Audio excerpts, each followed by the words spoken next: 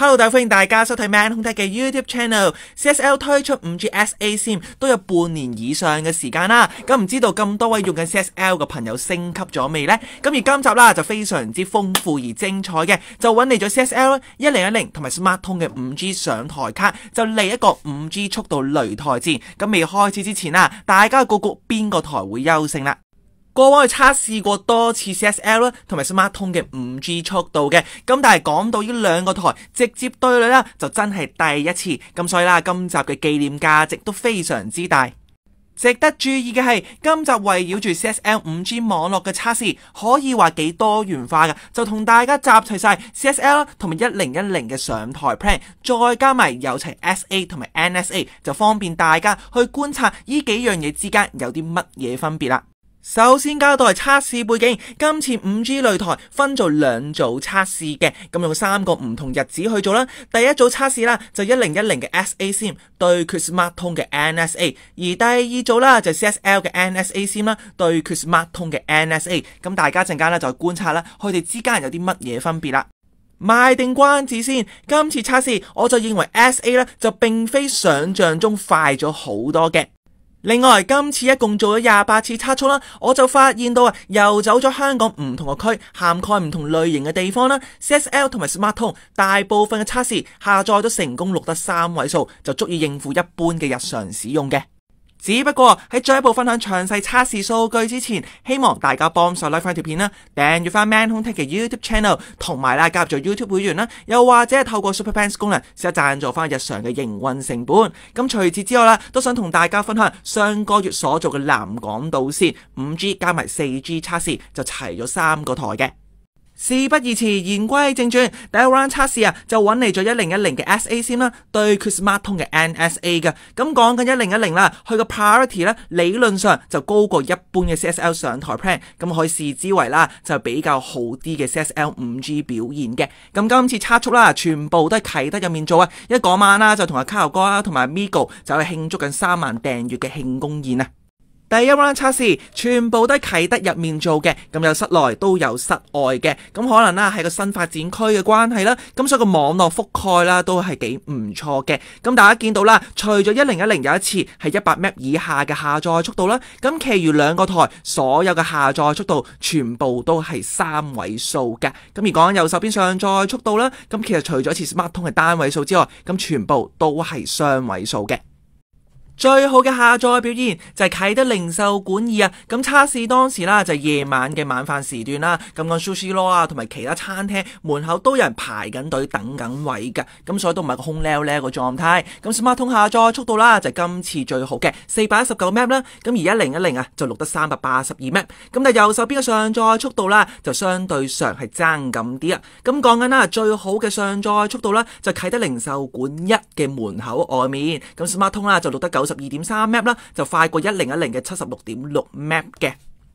至於啟德 Sogo 嘅表現，雖然兩個台都成功攞到3位數嘅下載成績啦，咁但係認為個表現都只算一般嘅啫，因為講緊一個範圍係應該有啲室內嘅基站㗎。咁以 N78 頻段嚟講啦，最高係1010都係只有256 Mbps 啦，我覺得同我理想中都仲有一段距離嘅。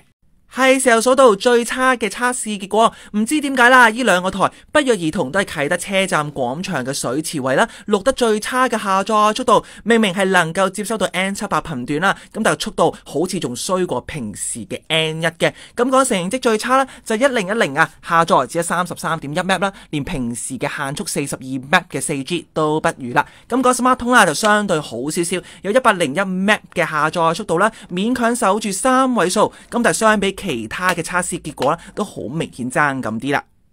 睇完第一 round 嘅測試結果啦，咁好快就同大家做啲數據統計，平均下載速度咧，1010就 240.68 Mbps 啦，而 SmarTone 啦就 249.5 Mbps 嘅。咁由於相差不足10 Mbps 啦，所以我就認為係啱啱好平手，大家 super 啦。咁平均上載速度啦，1010就 40.82 Mbps 啦，SmarTone 就 46.66 Mbps 嘅。咁 SmarTone 係小勝，咁但係由於差距啦唔算好大，咁所以我認為都係平手嘅。下載方面，不論係最高下載速度定還是最低下載速度咧，都係 SmarTone 大獲全勝嘅。1010啦，最高下載374 MB 啦，而 SmarTone 啦最高419 MB。咁由此可見啦，就算去到1010比較高 priority 啦，同埋換上 SA 啊，好似最高下載都係爭咁少少啦。而最低下載速度咧，1010啊就33.1 MB 啦，而 SmarTone 就101 MB， 就剛才提過啟德車站廣場嘅噴水池位啦。嚟到上載速度，1010最高上載76.6 MB， 而 SmarTone 啦就92.3 MB 啦。咁呢個位就 SmarTone 小勝。咁去到最低嘅上載速度，1010 12.6 MB， 而 SmarTone 啦就8.45 MB。今次係相反啦，就係1010小勝。話咁快講完第一 round 嘅測試結果，咁係時候嚟到第二 round 啦。咁今次測試次數更加多啦，就一共咗22次，而且啦涵蓋更加多嘅地方啦，有灣仔區、東區同埋南區，咁當中都做埋香港仔隧道嘅。咁今次參戰啦 ，CSL 就揾咗張 CSL 5G 嘅上台卡，但係 NSA SIM 嚟嘅，咁再加埋 SmarTone 嘅 NSA， 咁一事不宜遲，我哋就開始啦。第一部分帶嚟8次灣仔區嘅測試結果，咁主要啦都係銅鑼灣一帶去做嘅。咁大家左手邊下載速度啦，右手邊就上載速度。咁大家見到以下載速度嚟講啦 ，CSL 同埋 SmarTone 啊，剛剛好都係4勝4負嘅。咁講緊啦，速度最快啦就係第一個世貿中心嘅商場，咁始終就 SmarTone 新鴻基嘅地頭啦，就成功錄得493 MB 嘅下載速度。咁就同一個地方啦 ，CSL 就只能夠攞到99.6 MB 啦。咁但係其餘嘅結果好多露天嘅位置啦，都係 CSL 比較快嘅。舉例即係 Sogo 對出嘅斑馬線啦，人來人往，非常之密嘅。咁再加埋禮頓道啦，同埋間食綠茶甜品嘅鋪頭，依間 VIA 嘅 Tokyo， 咁呢啲啦都係 CSL 優勝。咁但係 SmarTone 啦，都有啲露天位置係好明顯快好多。舉例即係怡和街啦，快咗差唔多100 MB 啦。咁同埋 Sogo 嘅巴士站，再加埋馬師道嘅巴士站啦。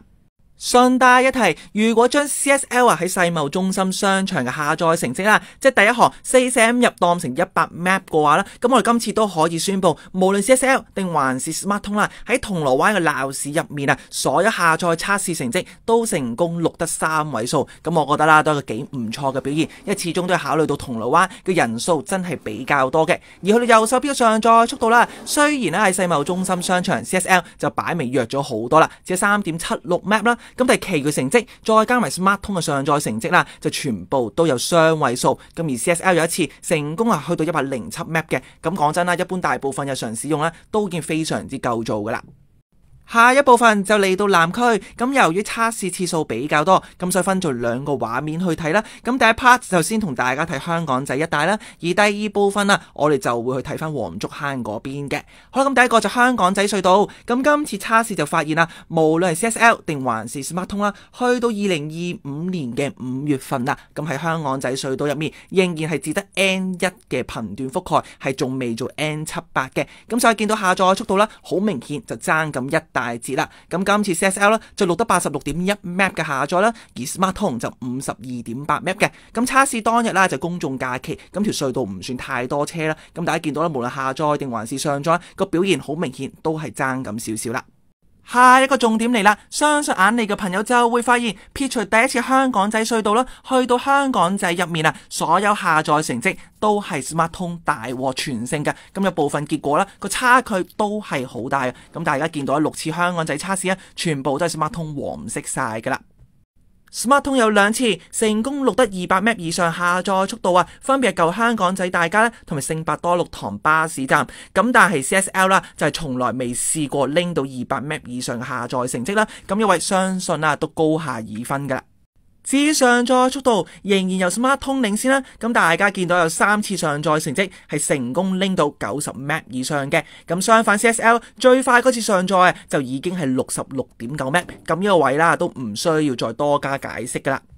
最後都要補充翻，今次2個台啦，成績最慘烈啦，就最尾嗰項香港仔 Mono 啦，咁就依案旗下一個嘅店鋪啦，咁個位置咧係個地庫位嚟嘅，咁所以咧就未能夠接收到任何 5G 信號啦，開咗 Net Monster， 呢2個台全部都係收緊 4G 嘅啫，咁所以見到無論下載速度咧，定還是上載速度啦，就好明顯爭咁一大截啦。跟住去到黃竹坑，呢兩個台嘅整體水準啦，都幾令我滿意嘅。咁成績最好啦，就係 Southside。咁呢兩個台都成功攞到今次28次測試入面咧最佳嘅下載成績啊。SmarTone 就最為標炳，去到781 Mbps 嘅下載速度啦。咁就差咗幾個月 SmarTone 5G 啦，都好少可去到700 Mbps 以上嘅。咁而 CSL 咧都絕對唔示弱，就621 Mbps。而上載速度啦就 CSL 優勝翻，就109 Mbps 啦。咁而 SmarTone 都唔失禮嘅，有99.8 Mbps。咁講真啊，呢兩組嘅數字都只係相差不足10 Mbps 嘅啫。咁而第二個啦就間餐廳位嚟嘅，就 M+ Burger 啦，就 Southside 入面。咁但係佢下載啦同埋上載就擺明同剛才 Southside 入邊咧爭咁一大截啦。咁 CSL 219 Mbps 下載，而 SmarTone 234 Mbps。最尾咧就香葉徑啦，即係條新嘅路就將黃竹坑站啊接駁去香港就係海濱公園，都幾好行嘅。咁都推介大家時啦可以去散下步啦。咁下載成績嚟講啦，呢兩個台都拎到250 Mbps 或以上噶，都幾唔錯啦。而上載速度 CSL 表現都非常之好，有100 Mbps 嘅上載。終於嚟到今 round 測速最後一個部分，就係東區，一共做4次測試啦，有3次啦就戶外嘅巴士站，再加埋個商場嘅來龍位嘅。咁簡單呢個以下載速度嚟講啦，就 SmarTone 領先嘅，有3次啦都係快過 CSL， 而相反 CSL 就只有1次係成功快過 SmarTone 嘅。咁你講緊啦 SmarTone 啦領先 CSL 嘅幅度啊都係幾大嘅。咁最好嘅成績啦就272 Mbps 嘅下載啦，咁而 CSL 最好啦就260 Mbps。咁但係 SmarTone 有2次係拎到200 Mbps 以上嘅下載速度，但係 CSL 就只得1次啦。數到當中成績最慘淡，莫過於太古城中心外面嘅巴士站啊，答案都呼之欲出噶啦。咁大家望望第二行啦，咁 SmarTone 啦同埋 CSL 去下載速度全部都係100 Mbps 樓下嘅。咁講緊最慢啦就係 CSL 就只得 57.9 Mbps 嘅下載速度，而上載速度啦好明顯都係疲倦乏力啊，就只得 10.9 Mbps 嘅啫。咁但係呢個位啦，我兩張卡都睇得好清楚，係收緊 N78嘅。咁由此可見，可能啦個位係個網絡慢點啦。